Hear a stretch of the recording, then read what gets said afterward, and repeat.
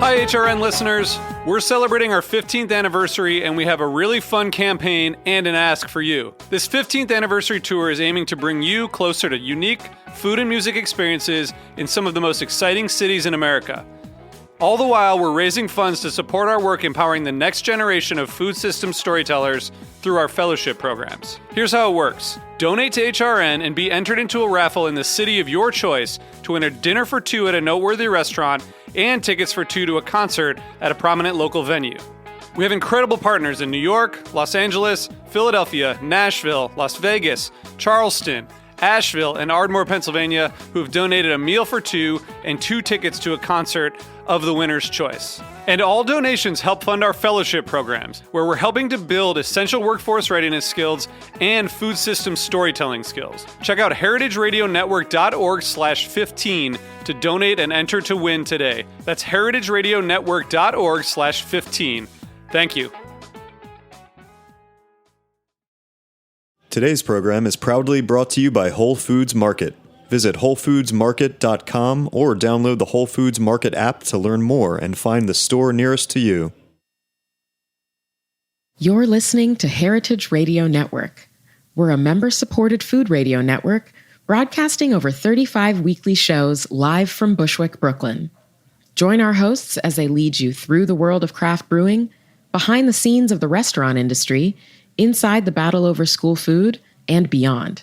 Find us at heritageradionetwork.org.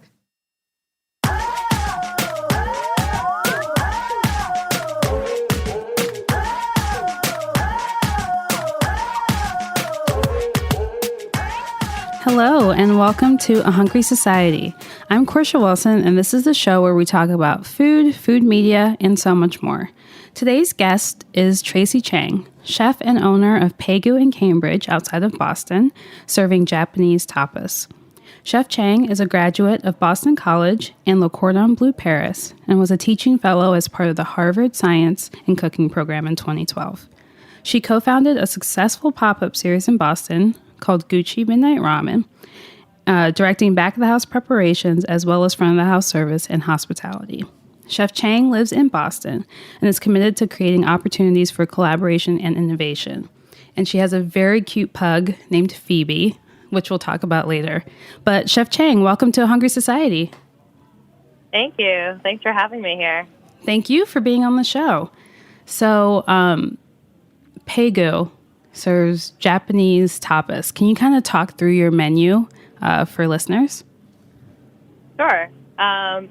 So it's always awkward when you have to correct someone and be like, well, it's actually Pagu. So, so Pagu is Japanese for pug, and pug is English for Pagu.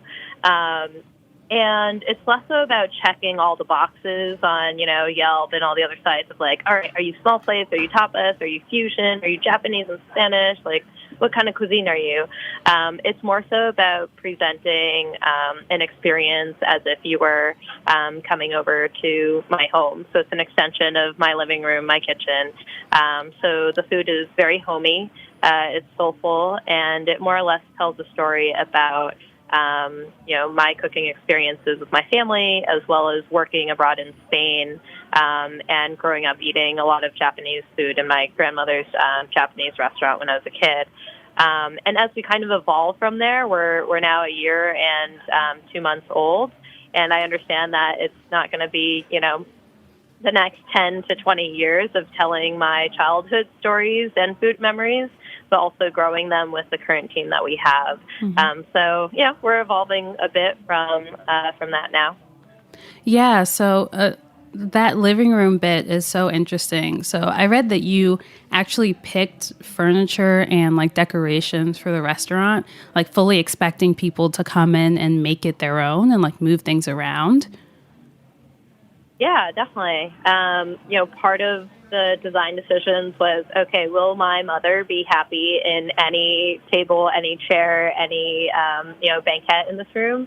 And the other part of the decision was, okay, if we wanted to do this kind of event or this kind of party or this type of collaboration, how would we rearrange the furniture in the room? And that's where a lot of modular design decisions came to play. So it's interesting because I had a really, I guess, like, strong opinion, some people say, but also I pretty much had my, hand in the cookie jar during every process of building and designing the restaurant. Right. It's so interesting because I feel like most chefs are like very set on what they want an experience to look like, feel like, be like. And so it's just interesting that you approached Pagu with this spirit of it taking the form of whatever it needs to be for whoever comes in. Yeah. So, Thank you. Yeah, can you talk a little bit more about how you're thinking about the next 10, 20 years of, like, not just yourself, but your team and, like, the stories that you want to tell through your food? Yeah, definitely. One of the things about building Pagu is that it takes a lot of people. It takes a lot of time and energy.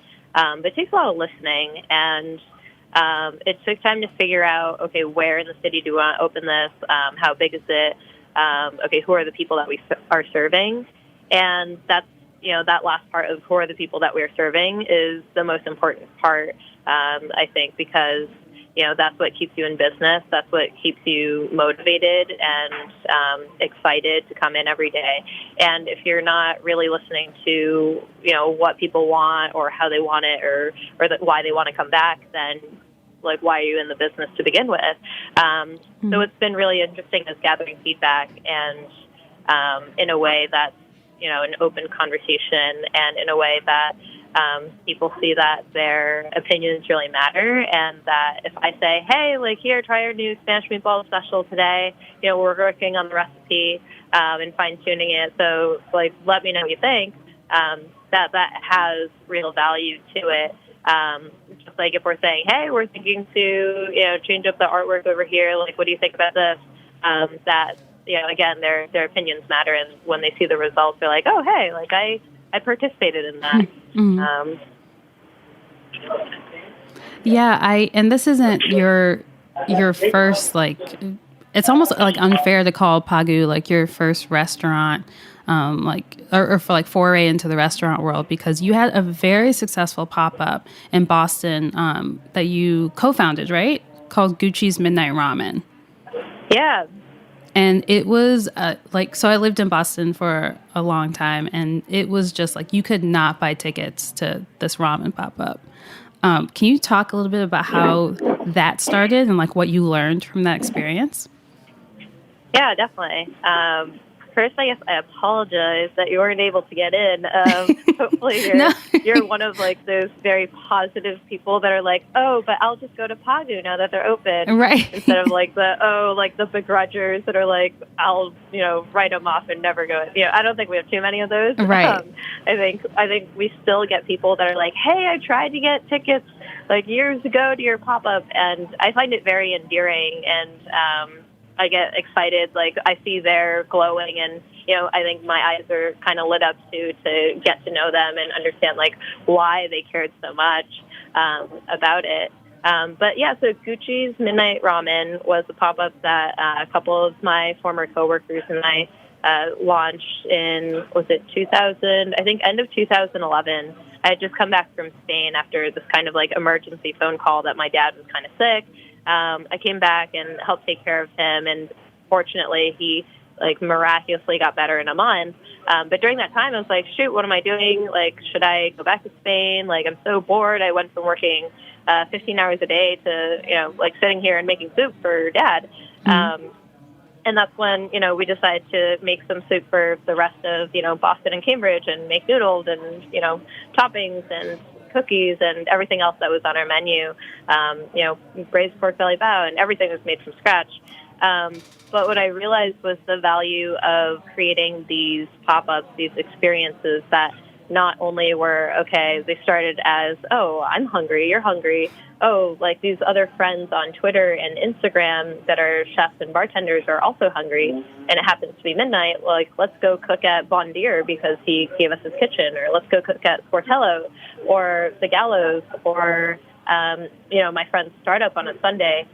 Everyone craved, I guess, ramen because that was one part being that was like the height of ramen in New York, and we really didn't have that many options in Boston. But I think people really craved like an experience to gather together, whether it was at midnight or midday or mid-afternoon, to bond over like tasty food, but also something more. Like that kind of fill in the blank was like all the different kind of collaborations we were doing at the time.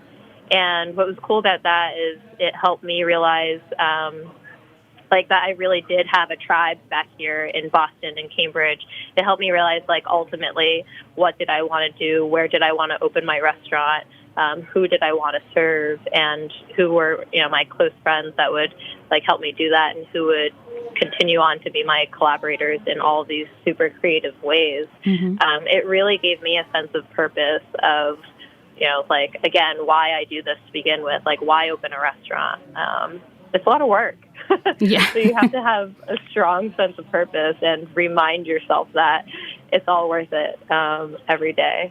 Yeah, and speaking of that, you mentioned your dad a little bit, but your grandma owned a Japanese restaurant not too far from where you are now in Cambridge, and I read that you worked the cash register. Yeah, we won't talk about childhood labor laws, but my grandmother and family, I feel like it doesn't. In the late 80s to 2000s, had Tokyo Restaurant, and it was in the Fresh Pond area of Cambridge. And that was a time where there were very few Japanese restaurants in the city. And she had I guess what people would call an authentic Japanese restaurant, where the architecture, the people that worked there, the chefs, like they were all largely, most of them were Japanese. And I have these super fun memories of like scooping green tea ice cream, eating too much wasabi, making Shirley temples. And at that time, I guess like restaurants were structured a little bit differently, that they would have this like big cash register by the door. And so it was where people would, enter and leave. And so I would get to chat them up and kind of check them out, but also really understand like who were these faces that were coming in, every week to my grandmother's restaurant. And I remember seeing like, oh, this big white shiny cello case. It was huge, right? Like I was tiny, and it's like this huge case. I was like, oh, I could fit in there and play hide and go seek in there. And my brothers and my cousins would never find me. And it'd be like Yo-Yo Ma coming in and living as cello there, or this like really really tall lady with a funny voice and curly hair that looks so familiar. And I was like, oh, I know, I've seen her on Channel 2, and she's cooking, and it would be Julia Child, and she lived around the corner. And she really enjoyed Japanese food and Japanese like traditional wares, just like the kind of large different like sushi display things that we had. So I remember she and my grandmother would talk about that too. So those super fun memories that I know I could never like time travel and go back to, but I hope to recreate in a similar way something like that at Pagu. Mm-hmm. Yeah, you mentioned child labor laws, and I feel like with family restaurants, like those just go out the window. Like it's all hands on deck. Like everyone just jump in where you can to help out and like make the restaurant run. Yeah, I wish it was a little bit like that now, but my family, my nieces are like 2 years old and 1 year old, so not yet. So you also have mentioned how inspiring it was to watch your grandmother take care of her team, which was mostly, people who immigrated to the country. And she kind of built this family behind the scenes in her restaurant. Yeah, I still remember very specific people. And I remember I was learning Spanish starting in the 4th grade, and I was speaking with Tony, one of the Guatemalan bartenders. And I remember practicing my Spanish with him, and I remember practicing Japanese with some of the servers, and they would dress in traditional Japanese yukata with the geta, the wooden slippers, and the tabi, the socks that look kind of like mittens, and it was just like such a fun like melting pot of people there, and I don't know. I really appreciated that. That wasn't something that I could, like go to school and do in the same way. Mm-hmm. So, yeah, speaking of school, after Boston College, after a business degree, you went to Paris to go to Le Cordon Bleu. Yes. Was the intention to eventually do like your own restaurant or work with other chefs? Like, what was the impetus for going to culinary school after business school?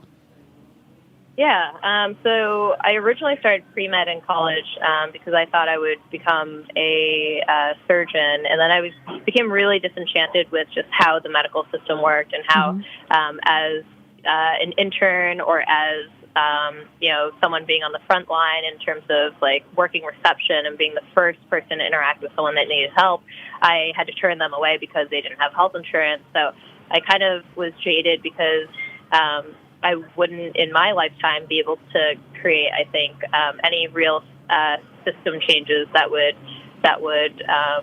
unless I lived in a third world country, that would really serve the people in that way. So, I studied something practical like finance, and, my mom was always kind of in my ear about, do consulting, you like to travel, you like case studies, you're good at math, you're good with numbers, you like spreadsheets, which is all true and still true to a certain extent. But I always wanted to study languages, so I continued practicing my Spanish, but also took an intensive French course my last year at Boston College. And then I also took a job at Oya, which started as, I guess just being kind of lucky, getting my foot in the door and saying, hey, like, I would love to host here. And then, bringing them a bunch of sample treats that I'd made at home. I was like, but really, like, I would love an opportunity to learn how to cook here. And these are, here's a little portfolio of 23 dishes that I really, love to make at home. And, I never ended up hosting there, but I worked, there full time for a year and decided, okay, like I really don't need to look back. This is what I enjoy. Like I'm don't need to be rolling in the dough to enjoy what I do or to know what I enjoy doing. And so I decided to go to France for pastry school because I wanted some real formal training. I actually wanted to get yelled at. I thought, like, oh, if I go to France, like, they're very disciplined. They're very French. They're, they're all about technique, and I will get some serious training. I will get some serious, like, butt kicking there. And they were a lot nicer than I thought. It was pretty nice. So then from France, I went to Spain to a 3-star Michelin restaurant with Martin Bersategui. And Martin had trained in France, so he, of course, had that same, very, like, regimented, like, very, Basque is quite different than Spanish. So it was an intense kitchen. That's where the yelling was. That's where the discipline, the exigence was. And I think when you get to play ball at that level, it's like you're almost addicted to the intensity. But you've probably heard that before, right? Like, you've heard that chefs are like adrenaline addicts or something. Oh, right? Definitely. I always tell people that chefs are basically just moody artists. And that's why the celebrity chef thing is always kind of funny to me. Because chefs, in the kitchen can be, yelling and very regimented, like you said, or, completely silent and completely focused on a brunoise of something, It's, it's a very artsy sort of thing. Do you yell in your kitchen now? I really don't need to. Since opening, I can't remember how many times I've actually had to raise my voice, which is great. It might be because I'm, like, losing my hearing and it just sounds all, nice. But, no, I really don't think I need to. I really enjoyed having a structured, a very rigid training. I don't think it's my style of leadership. I had, like, probably 3, but, like, I had very opposite ends of the spectrum kind of training. Like, one very hands-off, passive-aggressive, very, like, flowy, I trust you, like you do it. Oh, this isn't like really what I wanted. Like, here, let me leave you a sticky note about what I wanted. Let me email you. And then I had a very like, what is this? Like, throw it in your face, throw it in the trash, like redo it. Like, let me burn your hand and show you how it's done. Oh my God. Kind of training. And I don't think either of those are my style. Mm-hmm. I appreciate the insights I've gained from learning from those people. I respect them. But my style is very much, I think, more human and more appropriate to the workforce that we have, right now in 2018. And I don't know. I don't know if I should compare it to parenting because I don't have like real kids. I just have these pretend restaurant, I guess, kids or employees.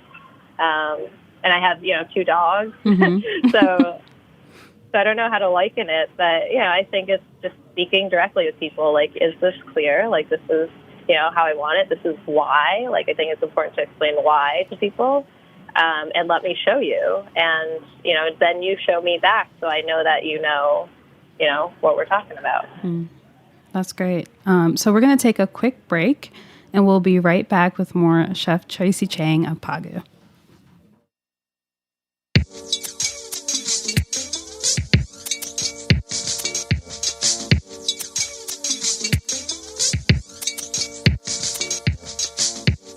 Today's program is brought to you by Whole Foods Market.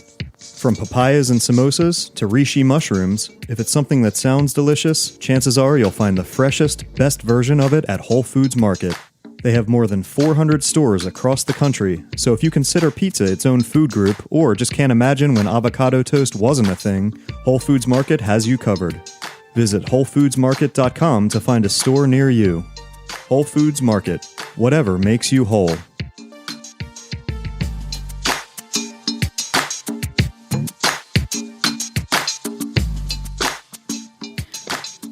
All right, so we're back with Chef Tracy Chang of Pagu.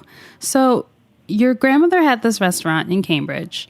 Did you and your family go out to eat a lot, or did you eat at home mostly? We would go to her restaurant at least once a week, if not twice. And then we would cook at home a lot of the other nights. My parents both work a lot, and they still do. But it was nice that we always sat around the table and had, a meal to share at 5 o'clock every day. That I thought was, pretty well balanced. The only times that we did was might be for certain occasions. Like there was this one restaurant in Chinatown called East Ocean City, which happened to have closed last year after many years in business. We would go there because my grandfather liked the seafood there. And we would also go to, occasionally if we happened to run errands or go shopping, during the holidays, we would go to Legal Seafoods that I remember being in the mall back when Legal Seafoods was a couple of, was not in airports, but now it's everywhere. Yeah, that is, I feel like that's so quintessential, New England childhood is to go to Legal Seafoods with your family. It was so good, those bread rolls. Yeah. I still would eat those and the clam chowder, to be honest. And the chowder. Yeah, I grew up lactose intolerant, and I was like, I will suffer because it's so good.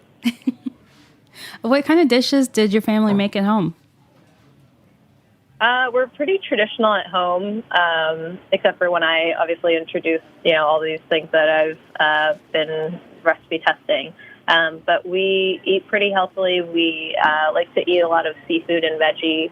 And we eat quite a bit of Taiwanese food. So it's steamed whole fish with a little bit of Shaoxing wine and ginger scallion and a touch of soy sauce or sesame oil or hot oil on top. It's pea pod stems with sautéed garlic. It's pretty traditional, pretty healthy. Some of those kinds of dishes you'll see actually on the menu. So our sticky rice chicken, that's actually a Cornish hen deboned and stuffed with sticky rice. We have that at Pagu because my Aunt Jin's recipe. It's just one of I don't know, it's always a family favorite, and we do it like large format in a turkey for Thanksgiving. And we like to do it here at Pagu, and it's nice to see that other people enjoy it too. And now they're coming in regularly for the sticky rice hen, and I'm like, oh, like they didn't have this in childhood, but it's nice that they now have this kind of, I don't know, like memory created with us that might be akin to something that I love about the memory with my aunt and my family, right? Mm-hmm. Yeah, like one of the, I'll say the most photographed dish that I've seen from your restaurant is the squid ink bun. And that's kind of a play on the buns that you grew up eating, like the traditional like Taiwanese buns. Can you talk about that? Yeah. My grandmother used to make traditional Taiwanese dishes for us, and you can't really find that kind of stuff in restaurants. I'm not really sure why. I mean, Taiwan is a very small place.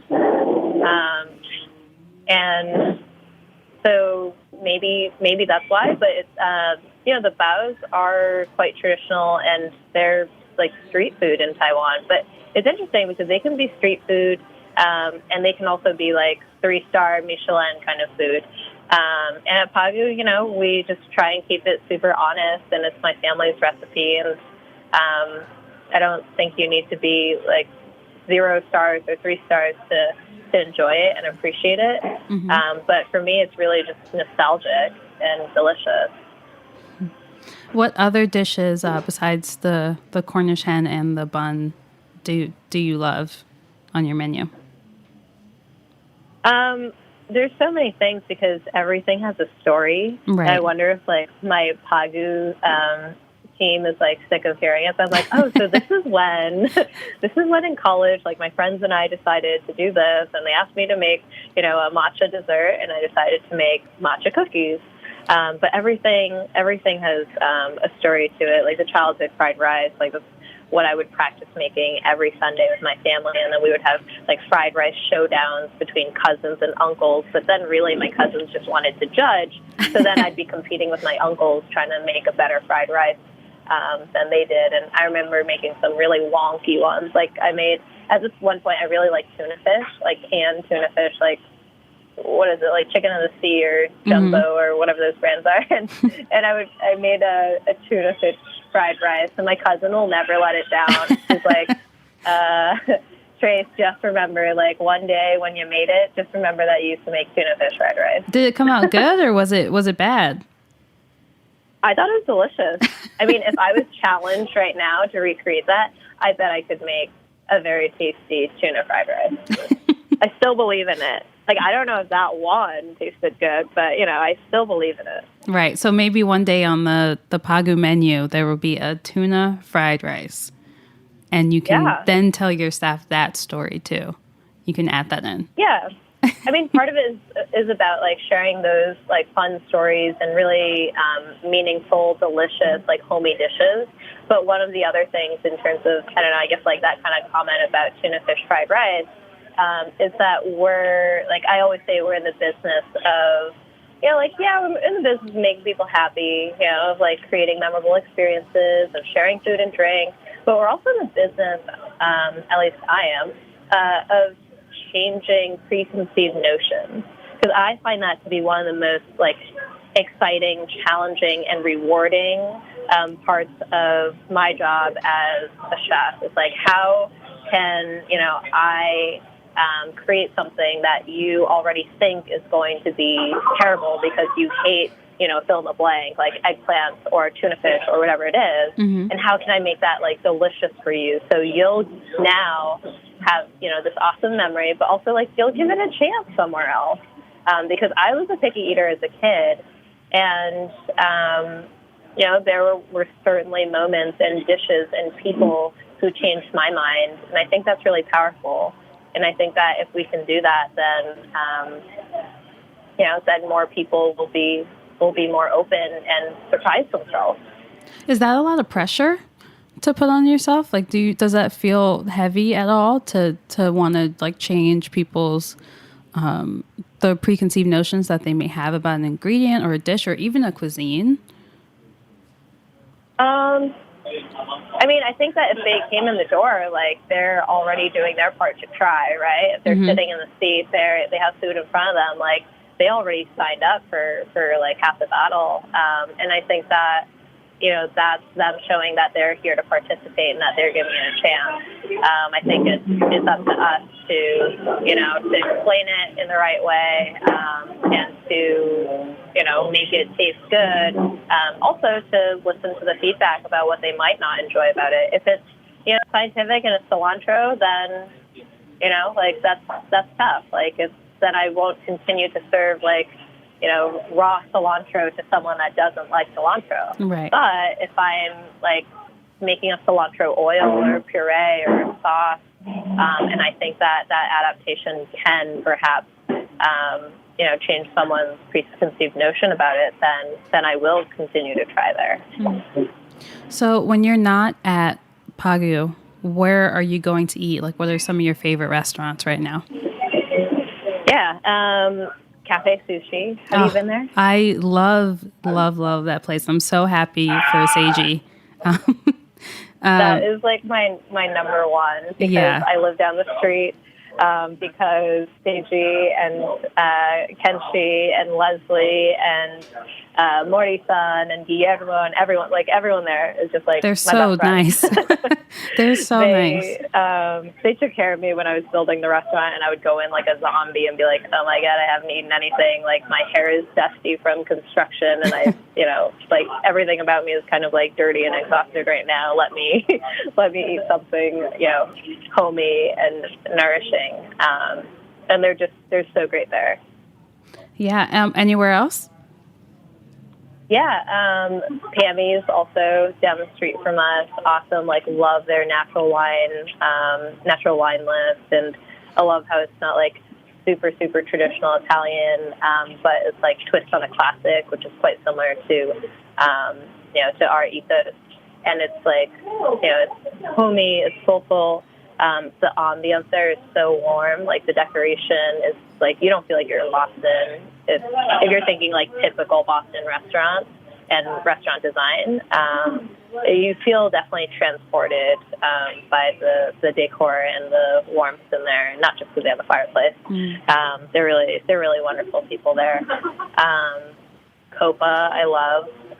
Bar Mitzvah in the South End. I do occasionally make it to the other side of the river, and my good friends there always take care of me. Like, Colin Lynch and Heather Lynch at Bar Mitzvah are the ones who help me do a lot of pop-ups, and I love what they're doing there. They have, you know, always made delicious food and always taken care of me and my friends, and I'm excited to see them open another place across the street now. They're doing a tiki bar.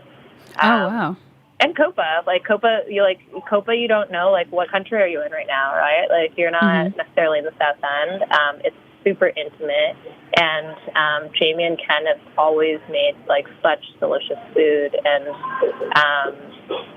can't go wrong. Like, I always take visiting chefs there, especially before they go to the airport. Like, they would come for Harvard Science and Cooking, and they'd be like, oh, like, can we go back to Copa? Like, I want to go there right before I go to the airport, and I want to eat, like, you know, 3 or 4 different half portions of all the different pastas, and you know, take pizza for my plane ride. So they always get so excited.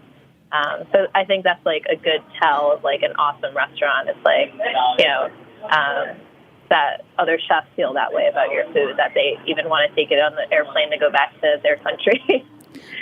So those are your favorites. Can you talk about one of the worst dining experiences you've ever had?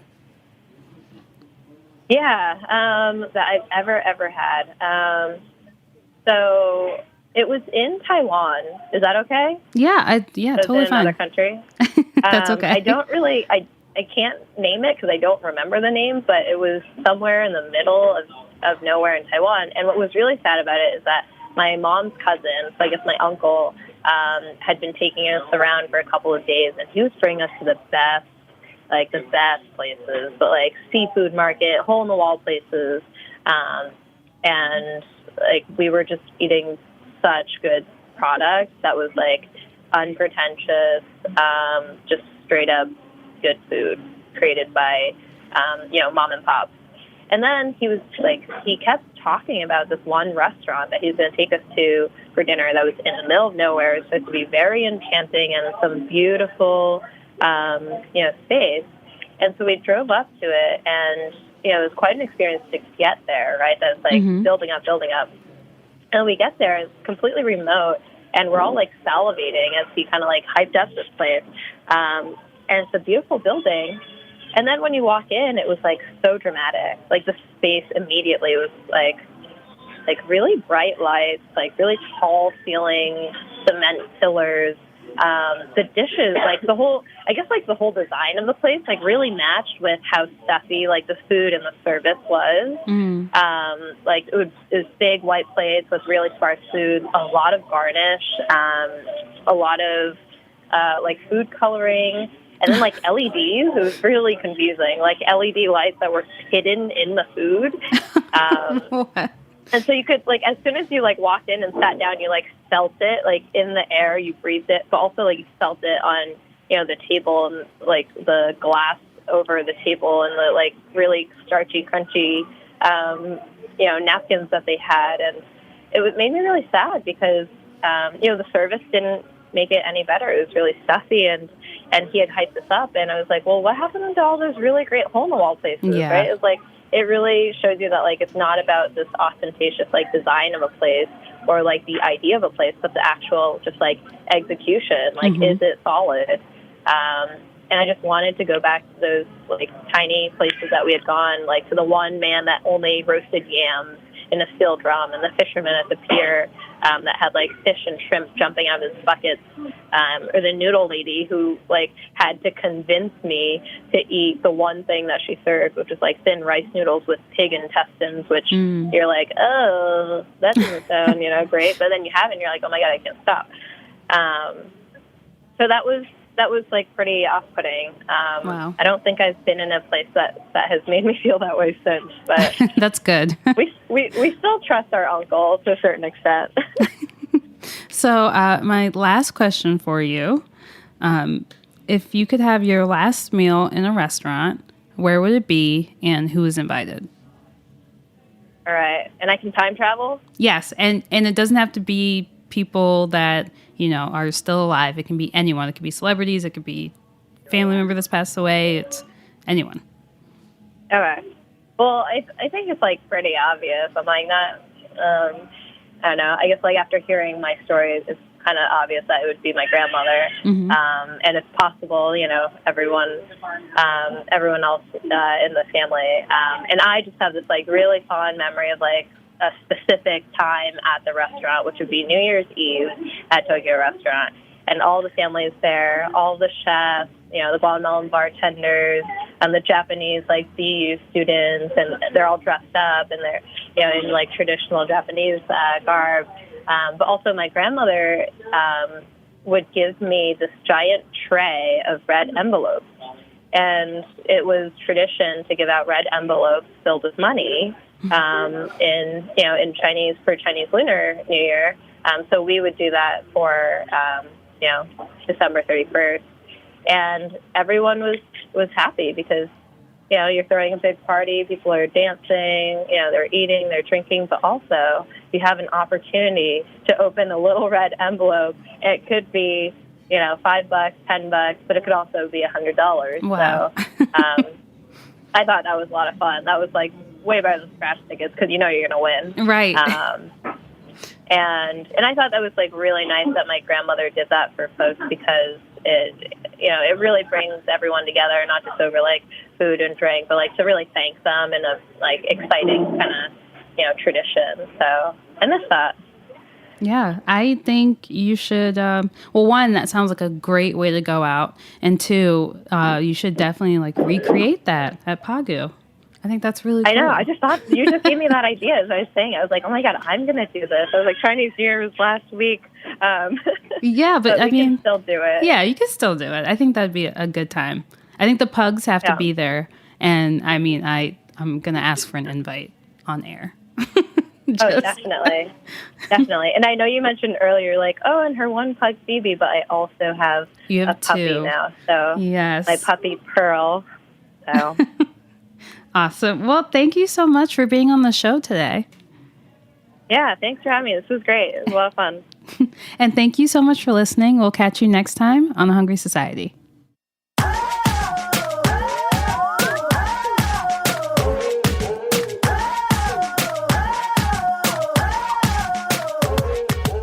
Thanks for listening to Heritage Radio Network, food radio supported by you. For our freshest content and to hear about exclusive events, subscribe to our newsletter. Enter your email at the bottom of our website, heritageradionetwork.org. Connect with us on Facebook, Instagram, and Twitter at heritage_radio. Heritage Radio Network is a nonprofit organization driving conversations to make the world a better, fairer, more delicious place. And we couldn't do it without support from listeners like you. Want to be a part of the food world's most innovative community? Rate the shows you like, tell your friends, and please join our community by becoming a member.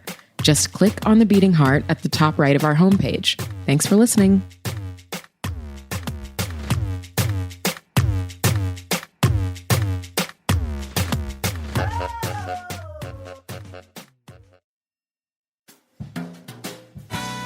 Ever wonder what kind of podcast Julia Child would have made? Probably would have been one where she introduced you to all of her latest discoveries and favorite people. And that's exactly the tradition we're following on Inside Julia's Kitchen, a podcast of the Julia Child Foundation for Gastronomy and the Culinary Arts. Join me, Todd Shulkin, your host, and the Foundation's executive director, as I bring you inside the Foundation's world to meet the bright lights of today's food universe, just as Julia used to do from her own famous kitchen. New episodes air on Heritage Radio Network Wednesdays at noon Eastern. Listen in.